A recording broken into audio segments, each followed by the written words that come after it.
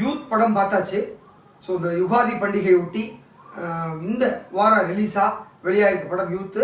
இந்த படத்தை வந்து கென் கருணாஸ் அவர் தான் டைரக்ட் பண்ணி ஹீரோவாக நடிச்சிருக்காரு. ஸோ நம்ம ஏற்கனவே விடுதலை, அசுரன் போன்ற படங்களில் அவருடைய ஒரு ஆக்டிங்கை பார்த்துருக்கோம். இந்த படத்தின் மூலயமா இயக்குனராகவும் அறிமுகமாயிருக்காரு. அப்புறம் ஒரு பாடலையும் அவரே பாடியிருக்காரு. ஒரு பாடலுக்கு அவரே கொரியோகிராஃப் பண்ணியிருக்காரு.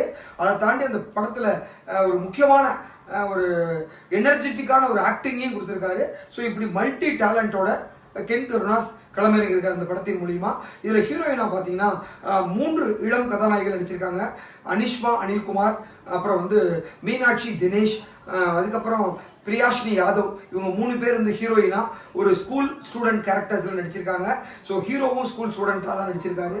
அதுக்கப்புறம் பார்த்தீங்கன்னா முக்கியமான ரோலில் தேவதர்ஷினி, அப்புறம் சூரஜ் வெஞ்சாமுடு, நளினி உள்ளிட்ட பலர் நடிச்சிருக்காங்க. இந்த படத்துக்கு வந்து விக்கி அவர் தான் டிஓபி ஒர்க் பண்ணியிருக்காரு.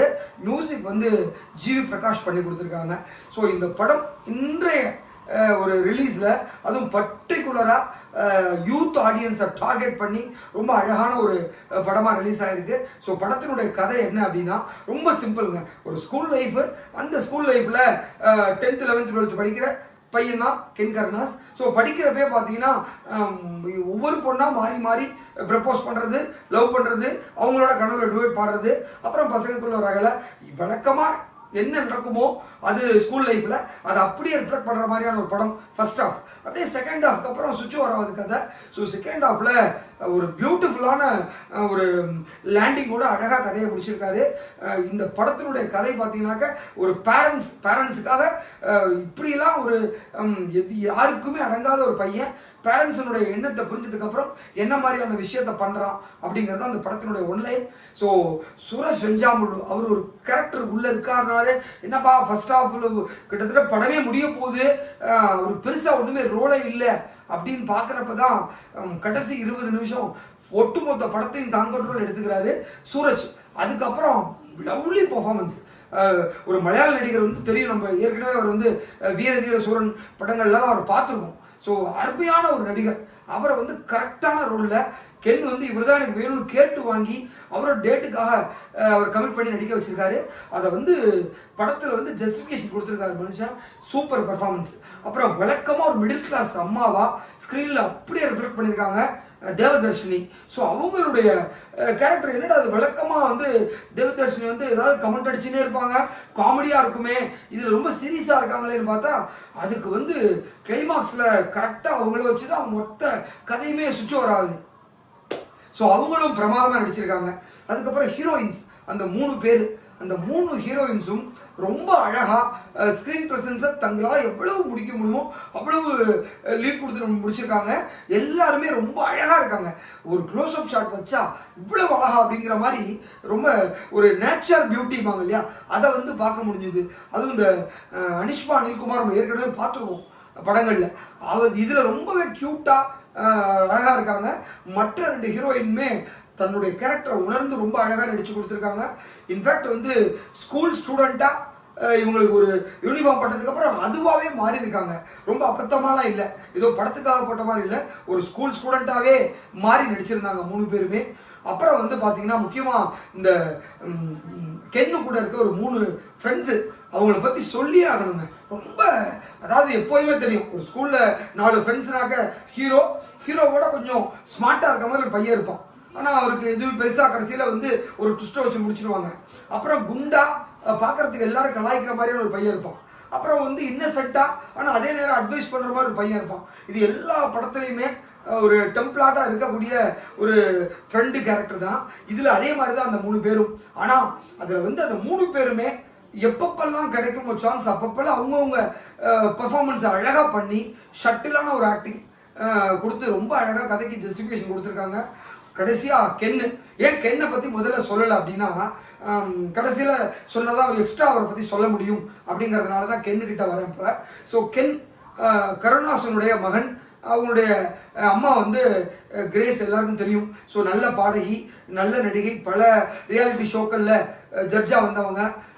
கருணாஸ் அவர் வந்து பார்த்தீங்கன்னா ஒரு நடிகர், அப்புறம் ஒரு இயக்குனர், ஒரு தயாரிப்பாளர், அதுக்கப்புறம் ஒரு பாடகர், அதை தாண்டி ஒரு நல்ல காமெடியன், இதுக்கெல்லாம் மேலே ஒரு அரசியல்வாதின்னு மல்டி டேலண்டட் கருணாஸ். ஸோ அவர் 2 பேருக்கு பிறந்த பையன் எப்படி இருப்பான்? அதோட அதாவது 8 அடி பாஞ்சா அப்பா புள்ள 16 அடி பாய்ங்கிற மாதிரி 16 அடி பாஞ்சிருக்கான். எல்லாமே பக்காவா ஒரு நேர்த்தியான ஒரு ஸ்க்ரீன் பிளே, பக்காவான ஒரு டைரக்ஷன், ரொம்ப அழகான ஒரு சின்ன கதை, நல்ல ஒரு ஸ்கிரிப்டோட கிளம்பிருக்கான் யூத். இன்னைக்கு யூத் ஆடியன்ஸை டார்கெட் பண்ணி அந்த டைட்டிலோட கென் கருணாஸ் ரொம்ப அழகாக நடிச்சு கொடுத்துருக்கான். அதுக்கப்புறம் பார்த்தீங்கன்னா அந்த படத்தில் வந்து ஒவ்வொரு சீன்லையுமே அவனோட அந்த சின்ன சின்ன நுகான்சஸ்லாம் பார்க்குறப்ப ரொம்ப அழகாக இருக்குது. சில பேரை ஸ்க்ரீனில் பார்த்தா ரொம்ப இரிட்டேஷனாக இருக்கும், ஏன்பா அப்படி க்ளோஸ்அப் வைக்கிறீங்களே அப்படிங்கிற மாதிரி. படம் ஃபுல்லாக வந்து பல சீன் வந்து அவனுக்கு க்ளோஸ்அப் ஷாட்டு, அந்த தனுஷ் மாதிரி தலையில் அப்படி கோதி விட்டு வர்றது, அப்புறம் வந்து சின்ன சின்ன ஒரு விஷயம்லாம் பண்ணுவான், சிம்பு மாதிரி ஒன்று விஷயம்லாம் கென்னு ரொம்பவே அழகாக இருக்கும். அது ரொம்ப க்யூட்டாக இருக்குது.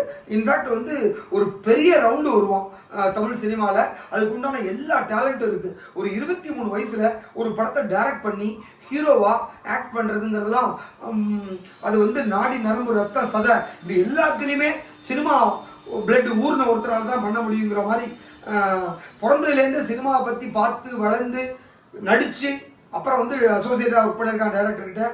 வெற்றிமாறனுடைய ஒரு பட்டறையில் தீட்டப்பட்ட வைரமா, ஏன்னா அசுரனெல்லாம் அசுரத்தனமான நடிப்பு. அதோட இந்த ப்ரீ ரிலீஸ் ஈவெண்ட்லேயே தனுஷ் ரொம்ப அழகாக பேசியிருந்தார். ஸோ அந்த மாதிரி தனுஷ்கிட்டையும் வெற்றிமாறன்கிட்டையும் வித்தையை கற்றுக்கிட்டு இந்த படம் மூலிமா ஒட்டுமொத்த வித்தையும் களத்தில் இறக்கி காமிச்சிருக்கான், அதை நிரூபிச்சு காமிச்சிருக்கான். ரொம்பவே அழகாக இருக்குது கென் கருணாசனுடைய பர்ஃபார்மன்ஸு. பாடல்கள்லாம் அவ்வளவு பிரமாதங்க. ஏற்கனவே வந்து அந்த முட்டைக்கலக்கி சாங்கெல்லாம் மில்லியன் கணக்கில் ஹிட்டு. ஸோ ஸ்க்ரீனோட சேர்த்து பார்க்குறப்ப இன்னும் சூப்பராக இருக்குது. இந்த படத்தினுடைய அடுத்த ஒரு பெரிய ஹீரோ அப்படின்னா ஜிவி பிரகாஷ் தான்.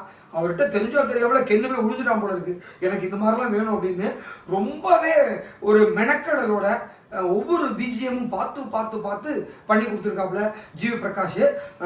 பாட்டெல்லாம் வந்து மாண்டே சாங்காக கலக்கலாக இருக்குது. அதுவும் டான்ஸ் எல்லாம் வந்து சூப்பர் டான்ஸு. ஒரு ஸ்டெப்பெல்லாம் வந்து ஒரே சிங்கிள் ஸ்டெச்சில் ஆடி காமிச்சிருப்பாப்புல கென் கருணாஸ்.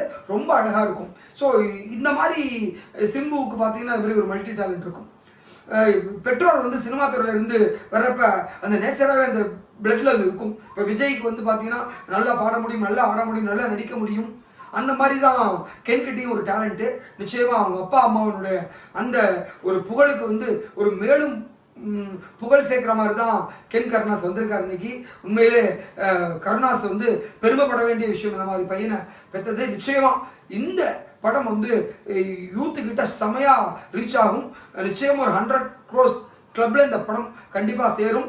எப்படி வந்து பிரதீப் ரங்கநாதன் வந்து முதல் படத்தில் இந்த மாதிரிலாம் நடித்து இன்னைக்கு அடுத்தடுத்து 3 படங்களும் சூப்பர் ஹிட் ஆகி 100 கோடி படங்களை 3மே ஹிட்டாக கொடுத்தாரோ, அந்த மாதிரி ஏன் ஒரு படி மேலே போய் இன்னைக்கு பிரதீப்புக்கு போட்டியாக கூட தனுஷால் களமிறக்கப்பட்ட கென் கருணாஸ் அப்படின்னு கூட சொல்லலாம். அந்த அளவுக்கு வந்து தனுஷும் வெற்றிமாறனும் இந்த படத்தை வந்து சீன் பை சீன் வந்து ஸ்கிரிப்ட் எடுத்து செதுக்கி அவனுக்கு கைட் பண்ணி கொடுத்துருக்காங்க.